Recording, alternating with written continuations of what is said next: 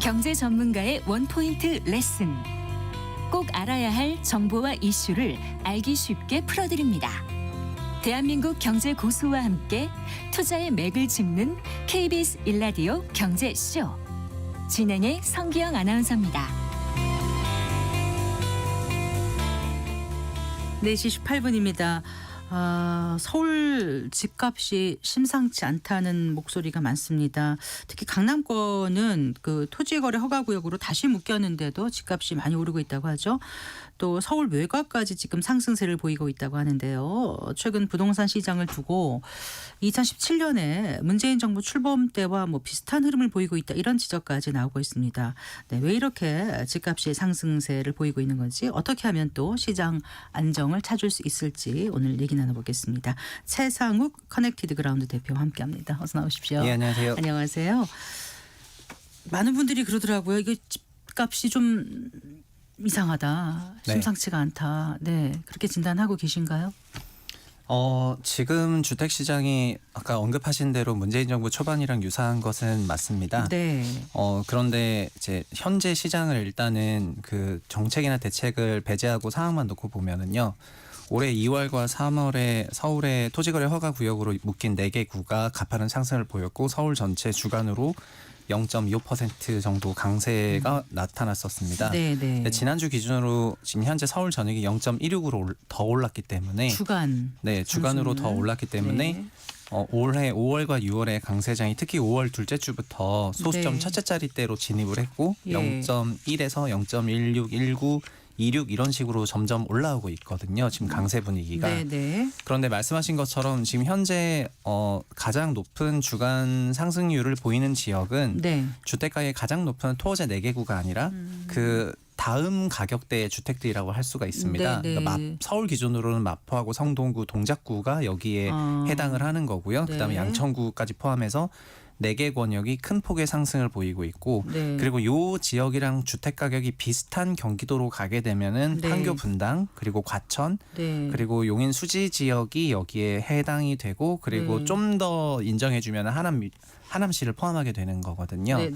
소위 말하면은 실거래가 기준으로 12억에서 20억 사이에 있는 고가 주택군들이 초과 강세를 강남 4구랑 같이 보여주다 보니까 주간 기준으로 좀 더 강세가 나오고 있는 것입니다. 그리고 반대로 말하면은 그 다음 가격대라고 할 수 있는 소위 9억부터 12억이라든가 6억에서 9억이라든가 이런 가격대까지는 강세가 아니거든요. 아직은요. 그러다 보니까 5대 광역시라고 불리는 지역에서는 현재 부산 빼고 주간 동향 조사는 모조리 마이너스고요. 인천까지 포함했을 때 6대 광역시의 주간 실거래 동향 조사는 모두 마이너스가 나오고 있습니다. 그래서 부동산 시장이 지금 전반적인 강세장이냐 하면은 그것은 아닌데 가장 높은 고가 지역과 그다음 고가 지역의 주택가의 강세이다 보니까 시장에서 어떤 생각을 하고 있냐면은 가장 높은 고가 지역은 토어제 풀었다가 묶이면서 그다음 지역이 지금 다시 또 토어제로 묶일 수가 있으니까 이런 지역들을 사두는 게 낫겠다는 그런 시장 심리가 조급함이 많이 작동을 하는 것 같고요. 그리고 이들 지역에 대해서도 규제가 적용이 되게 된다면은 그러면 그다음 지역인 9억에서 12억 사이 구간에 있는 주택 가격으로 또 번져나갈 거라고 생각들을 하고 있는 거거든요. 그러다 보니까 지금 시장에서 새롭게 그 수립한 그 이재명 정부에 대해서 그 생각하고 있는 게 뭐냐면은 시차를 두고 결국은 한 칸 한 칸 밀려가는 방식으로 시장의 강세 분위기가 전파가 되게 된다면 종국에는 모든 지역이 강세가 되는 건데 그거와 관련해 가지고 어느 정도 긴장을 가지고 있고 그거에 대해서 어떤 대책을 낼 것인가를 바라보고 있는 그런 와중에 지금 유세하는 과정에서는 마뜩하게 그런 부동산 관련한 규제책이나 적극적인 수요 공급 관련 대책이 나오지 않았었기 때문에 대선 유세 때 그런 게 나왔었기 때문에 문재인 정부 초창기처럼 문재인 정부도 초반에는 부동산 관련 대책을 적극적으로 내지 않았다가 시장에서 대책을 많이 좀 안 되는 거 아닌가라고 하면서 좀 안도랠리를 했었거든요. 지금도 그거랑 조금 유사하게 가는 상황이어가지고 안도랠리라고 말씀을 드리고 싶습니다. 안도랠리가 어떻다고요 지금요? 그러니까 안도하는 거죠. 그러니까 규제가 안 나올 거라고 안도한다는 거야? 아니면 시장이 규제를 뭔가 많이 할 것 같은 그런 뉘앙스를 비치지 않았다는 점에서 안도하는 것입니다. 그 안도는 이제 집값이 오르길 바라는 사람 쪽에서는 안도가 있을 수 있지만 규제가 안 나오고 계속 집값이 만약에 오른다라면은 네. 매매 그러니까 수요라든가 이런 사람 실수요자 입장에서는 안도할 수 없는 게 아닌가 싶어서. 아니요, 통상 안도를 하는 거는 그 네. 심리 상태라기보다는 네. 규제 정책을 쓰느냐 아니면 부양 정책을 쓰느냐인데 네. 규제 정책을 쓸 거라고 생각했을 때 안 쓰면 안도한다라는 그런 말을 차원에서 말씀을 드린 거고 네. 주택 가격이 올랐으니까 주택 시장에서 소위 매매나 이런 걸 고민하시는 분들 입장에서는 심리적으로는 굉장히 불편하실 거라고 생각을 해요. 그래요. 그럼 2017년 문재인 정부 출범할 때는 그러면은 아까 말씀하신 제일 비싼 지역과 그 다음 지역까지 계속 순차적으로 계속 집값이 상승을 한 건가요? 물고 네, 흔히 그 말하는 부분은 그래서 풍선 효과 그때하고 지금하고 같은지가 궁금해요. 네, 너무 좋은 질문이라고 생각하고 조금만 더 말씀드리겠습니다. 네. 문정부 초반부터 17년부터 주택가격 강세장이 온 것이 아니고 정확히 말씀드리면 한국 40년의 부동산 역사에서 네. 구조적으로 장기 강세였던 기간은 3번밖에 없었고 네. 86에서 89년, 2001, 네. 2007년 네. 그리고 2015년부터 2021년이었습니다. 네. 2015년부터 시장이 완전 돌아섰기 때문에 분양도 52만 호 했고 이러면서 굉장히 호황장이 일어났었는데 문정부로 전환되는 과정에 네. 민주당 정부가 들어섰기 때문에 박근혜 정부 때랑 다르게 규제책을 내지 않을까 하고 좀 쫄아 있었다가 네. 17년 1월부터 5월까지 얼어 있었다가 집권하고 나서 마뜩한 대책을 내지 않으니까 문재인 정부도 대책을 좀 안 내는구나 하면서 네. 그 5개월간에 눌려있던 부분이 터져서 6월부터 8월까지 강세가 나타났었는데 네. 그러면서 이제 규제 정책을 계속해서 내기 시작을 했거든요. 그런데 이 구조적 강세장인 15년부터 21년 사이에서는 네. 결국 구조적 강세장이라는 건 여러 가지 조건들이 나와야 되는데 첫 번째는 거시적으로는 네. 금리라든가 거시 금융 상황이 매우 우호적인 환경이어야지 됩니다. 금리가 네. 계속해서 네. 장기로 내려가는 국면이고 네. 그리고 가계대출 관련한 유동성 정책도 네. 굉장히 우호적으로 열려 있는 그런 상황이어야 되고요. 네. 그리고 두 번째는 근본적으로 주택 가격이 낮아야 그렇죠. 그게 장기적으로 우상향을 그렇죠. 하더라도 어느 정도 소득이 받쳐주기 때문에 네. 2017, 18년까지는 주택 가격이 우리나라 소득 대비로 보자면은 큰 부담은 없었던 상황이었거든요. 그리고 정책적으로도 수요 공급으로 보더라도 공급도 타이트하고 이런 게 다 맞물려져서 이제 가고 있습니다. 네. 그래서 구조적인 장기 강세장에 잠깐 17년 6월, 8월 얘기한 거고요. 네. 현재는 거시적으로 보자면 그렇게 우호적인 환경, 중립적인 환경이죠. 금리는 조금 내려가고 있지만 가계대출 관련해서 스트레스 금리를 좀 더하고 있으니까 네. 그 부분은 약간 중립적인 환경인데 네. 그런 맥락에서 보자면은 구조적이고 장기화된 그런 강세 기조라기보다는 네. 시차를 두고 강세장 분위기가 서서히 전염되는 그런 단기 강세장의 모습이 나타나는 것입니다. 그래서 네. 17년 상황이랑 지금 상황이랑 완전히 똑같은 건 아닌 것 같고요. 네. 그때는 이후 6년간 소위 펼쳐졌던 장기 랠리의 중간점이었고 네. 지금은 2022년부터 있었던 약세장에서 단기 강세가 나오는 기간들은 작년도 있었고 올해도 있었는데 네. 작년 8, 9월 7, 8월, 올해 2, 3월, 올해 5, 6월 이런 식으로 단기 강세로 보시면 좋겠습니다. 그럼 구조적인 강세장이 펼쳐지려는 조건 중에서 유동성 부분 말씀하셨잖아요. 네. 지금은 유동성은 어떻게 판단하십니까? 네, 통상 여기서 유동성은 가계대출을 의미하는 건데요. 네. 2020년, 21년에 시장에 낙관이 넘쳤을 때 유동성은 월에 10조 원씩 빌리면서 연에 100조에서 120조를 빌리는 이런 폭발적인 유동성이었고 현재는 네. 월에 5조 원 정도로 관리를 하고 있습니다. 그래서 한국 거시 전체로 보면은 가계부채는 1년에 100조, 120조 빌리다가 지금은 1년에 50조, 6조 빌리니까 가계부채가 굉장히 관리가 잘 되고 있는데 다만 왜 5조, 6조밖에 과거에 반밖에 안 빌리는데 주간 동향조사는 높게 나오냐 이런 거에 네. 대해서는 과거에는 시장이 거래했던 주택들이 전국적이었거든요. 네. 그러니까 강세장이 전국적으로 퍼지다 보니까 고가주택이든 저가주택이든 지방주택이든 할 것 없이 모두 다 거래가 되면서 지금보다도 거래량이 이제 그 거의 2배 이상 높았으니까요. 네. 이러면서 10조가 빌린 게 어느 정도 분산됐는데 근데 지금은 5조를 빌리긴 하지만은 네. 그게 고가와 초고가에만 투입이 되는 거니까 네. 전국적으로 환산하면은 그냥 개념적으로는 10조 빌리는 시기랑 유사한 것 같아요. 그래서 네. 거시지표 전체로 보면 거시지표 관리가 굉장히 잘 되고 있는데 지역적으로 해석해서 보자면은 과거의 강세장과 유사했던 그런 수준의 유동성이 일부 지역에는 풀리는 것 같습니다. 네. 그리고 그때랑 달랐던 거는 그때는 LTV가 70도 있었지만 40도 있었고 네. LTV 0도 있었고 오만 복잡한 제도가 있었는데 지금은 LTV가 더 완화됐습니다. 네. LTV가 80까지 열려 네. 있고 이러니까 소규모 금액이라도 높은 레버리지를 통해 가지고 수요 곡선을 오른쪽으로 올려서 주택 가격 올릴 수 있는 환경이 됐습니다. 네, 그래요. 근데 아까 이제 초고가 시장과 그 다음 시장이 또 네. 토지거래 허가라든가 규제에 묶일 수 있어서 미리 이제 매수에 뛰어들어서 그게 시장이 어느 정도 올랐다. 그러면 그 나머지 5대 광역시하고 나머지 지역들도 그러면 만약에 규제가 되면 오히려 오를 거라고 기대를 할 걸까요? 어떻게 되는 거예요? 네, 그 강세는 그러니까 주식이든 부동산이든 네. 자산 시장은 결국은 어떤 그 테마에 1등주가 먼저 달려가고 1등주가 랠리를 하고 나면은 그다음에 그다음 2등주들이 그 갭 차익을 메꾸는 과정에서 강세가 번져나가거든요. 네. 지금도 사실 토어 재발 강세라고 토어 재발 테마라고 본다면은 네. 토어 재발 테마가 번져나가는 거라고 생각을 할 수가 있을 거고 그러면 자연스럽게 지금 마포 성동이든 이런 지역이 토어제로 마포 성동이 묶이게 되면은 토어제로 목동은 묶이게 이미 뭐 재건축 아파트가 토어제 포함이 이미 돼 되니까요. 있으니까요. 네. 그러면 자연스럽게 그 다음 지역으로 서울에서도 좀 더 번져나갈 가능성이 높아 보여요. 그러니까 그러면 이제 토어제를 하면은 모르는 사람들한테도 좋은 지역이라고 좌표를 찍어준다라는 표현들을 많은 분들이 하시던데 네. 그렇게 하게 되면 토어제를 하는 게 좋은 건가요? 안 하는 게 좋은 건가요? 저는 어떻게 토지거래 보세요? 허가제는 그냥 다 풀리는 게 좋다고 생각을 하고요. 네. 그래서 그냥 시장에서 특정 지역으로 유동성이 쏠리었을 때 네. 지금 이미 나오는 여러 가지 정책들이 문재인 정부 때 있었던 풍선 효과 얘기들이 지금 다시 나오고 있지 않습니까? 그러니까요. 특정 지역에서 그리고 이미 3월 19일에 토어제를 재지정할 때 그때 풍선 효과를 우려했었던 시각들이 이미 있었잖아요. 그게 5월, 6월에 지금 나오는 것이고요. 그러니까 토어제는 근본적으로 유동성을 단기간에 집중시켜가지고 특정 부위를 팽창시키는데 항상 활용이 되어 왔었기 때문에 네. 아마 또 마포 성동을 지정하게 된다면은 다시 또 번져 나갈 것으로 보고 있습니다. 네.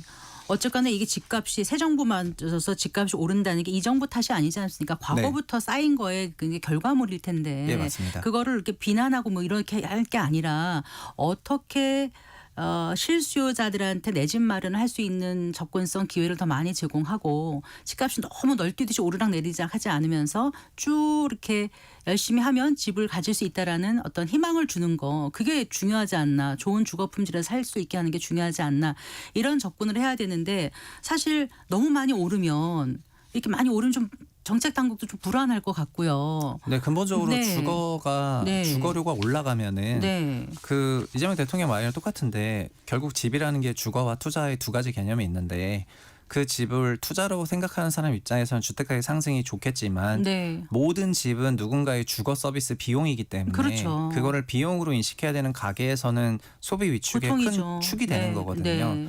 그래서 주택 시장은 근본적으로 안정적으로 끌고 가려는 건 전 세계 모든 국가들과 관료들의 일반적인 생각이라고 보고 네. 새 정부든 전 정부든 주택 시장을 인위적으로 뭐 과열을 만들겠다 하는 그런 생각은 없을 거로 생각을 네. 합니다. 네. 다만 과열이 없으려면 미시적인 측면에서 수요 공급 관리가 잘 돼야 하고 네. 거시적인 측면에서도 금리나 유동성을 포함한 여러 가지 지표 관리가 잘 돼야 되는데 지금 종전 정부의 여러 수요 진작 정책이라든가 이런 부분이 현재 과열을 만들고 있는데 영향을 미치고 있기 때문에 네. 새 정부에서는 이런 거를 캐치해가지고 대책을 잘 낼 것 같고요. 사실은 잠깐만. 단기 종전 정부의 어떤 부분이 과열을 만들었다고 생각하시나요? 그거는 그 고 레버리지 정책이요. 네. 근데 단기 강세장은 윤석열 정부 3년 중에도 3번 이상 있었고 네. 단기 강세장 가장 직전에 있었던 24년 7, 8월 같은 경우에도 작년. 네. 감독 당국에서 어떻게 했냐면 월 가계대출이 8조씩 늘어나니까 네. 거시 건전성 관리가 안 된다고 하면서 바로 다음 달부터 가계대출 바로 묶어버렸습니다. 네. 네. 그러면서 9월부터 12월까지 매우 안정세로 갔었는데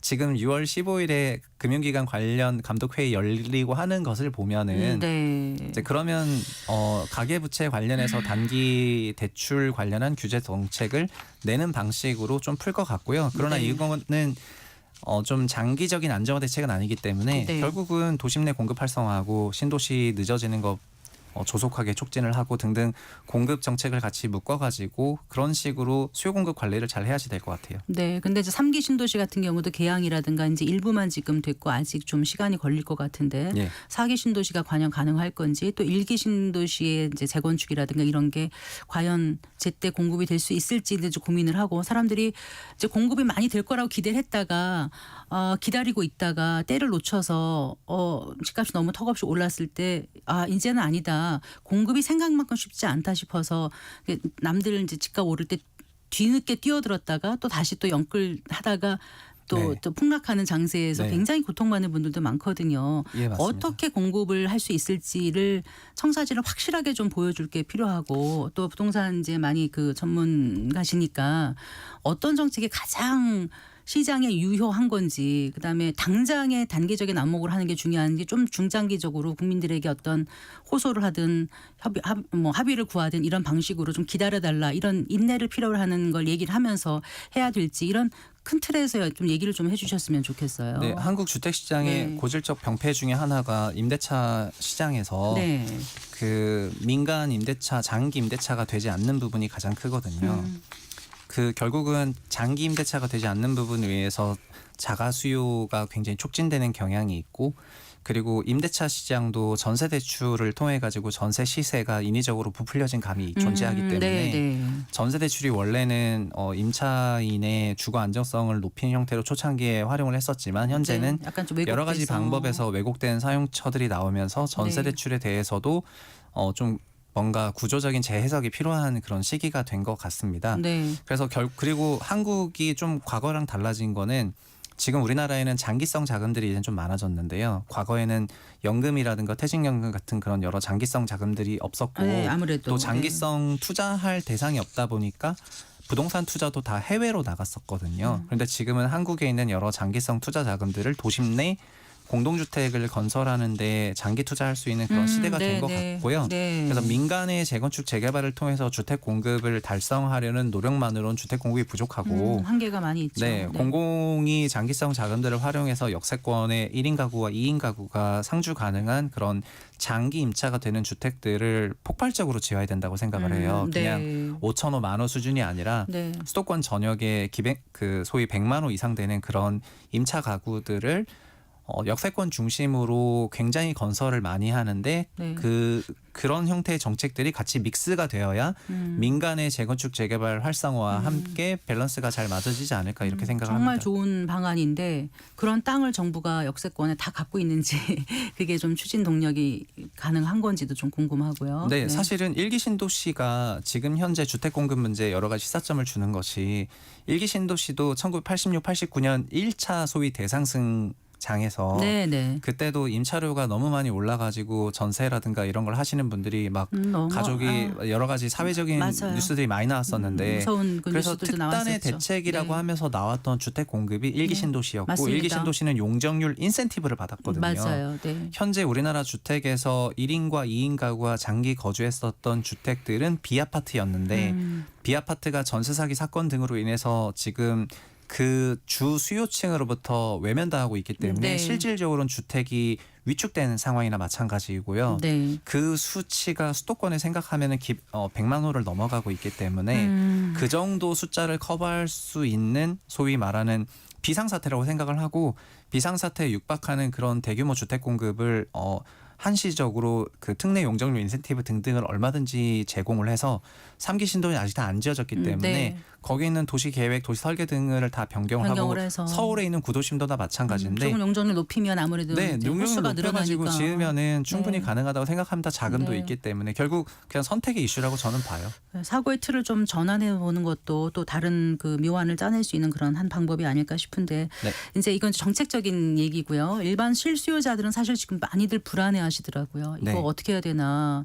집값이 오르면 전월세 또 오르는 거 아닌가? 실제로 시장에 가보면은 매물이 좀 많이 올라서 나온다고 하고. 네, 사실은 매매 가격이 올랐다고 인식을 하고 있지만은 매매 가격은 전세에 기반을 하고 있고 그러니까요. 결국 올해 보면은 작년과 좀 다른 거는 올해 4월, 5월로 오면서 전세 가격이 좀 올랐거든요. 올라간 전세 가격에 기반해서 매매가가 올라가는 거기 때문에 과열도 맞긴 하지만은 결국 임차료 상승이 매매가를 밀어올리는 부동산 시장의 그냥 당연한 논리가 그 진행이 되고 있는 것 같습니다. 다만 고 레버리지로 할 수 있다 보니까 전세 올라간 거 그 이상으로 질러서 사면서 네. 과열을 조금 만들고 있는 건데 단기적으로는 가계대출 관련 규제책이 나오면은 매매가 상승세는 소위 일부 멈춤이 있을 것 같아요. 그렇겠죠. 그렇게 네. 좀 될 것 같고 그 이후에 이제 새 정부가 어떤 대책을 내는지 좀 지켜보시면 좋을 것 같고요. 결국 임차료가 올라간다는 거는 주택 수급 밸런스가 안 맞는다는 거기 때문에 네. 장기적으로는 결국 이 문제를 해결하기 위해서 주택 공급 정책이 확실하게 나와줘야 될 것 같습니다. 네. 옆에 이제 동생이 있다고 생각하시고 네. 말씀을 해주세요. 내가 이제 전세를 가야 될지 조금 보태면 매매를 할 수 있을 것 같은데 하는 게 좋을지 7월 스트레스 DSR 3단계가 나올 때까지 좀 기다려봐야 될지 정보 정책 나오는 거 좀 기다려봐야 될지 아니 지금이라도 하는 게 나을지 이런 걸 여쭤보면 저는 지금이 뭐 이제 단기간에 주택 가격이 한두 달만 요즘에 그 시장 분위기는 2달 만에 가격이 너무 떠버리니까 그렇죠. 네. 5월이면 모르겠는데 현재 기준으로 무리해서 사라는 말을 하긴 어려운데요. 그런데 주택이라는 거는 주택 가격이 오르건 내리건 그거를 너무 의식하기보다는 본인이 거기에 소위 이제 가족을 만들면서 결혼을 하면서 아니면 아이를 낳으면서 이런 여러 가지 이유로 장기간의 거주가 필요한데 내 소득이 8배, 10배 이내로 DSR 한도 이내에서 대출을 받아서 집을 사는데 내가 큰 부담이 없다고 생각한다면 주거 안정을 위해서는 매수하는 것이 좋다고 생각을 합니다. 그런데 단기간에 소득이 8배에서 10배까지도요. 소득이 8배에서 10배는 매우 합리적인 레벨인데 그래요. 지금은 12배나 그걸 이상 되는 주택들을 고레버지로 사기 때문에 네. 또 자기가 들어가지도 않을 건데 전세 끼고 후순위 끼고 갭으로 사니까는 네. 투자 성향이 좀 큰 거거든요. 그런데 지금은 가격이 좀 떴고 정책을 좀 기대해 볼 만한 그런 타이밍이기 때문에 그래서 지금은 좀 더 지켜보시면 어떨까 하는 생각입니다. 알겠습니다. 말씀 잘 들었습니다. 네, 고맙습니다. 감사합니다. 네, 최상욱 커넥티드 그라운드 대표와 함께했습니다.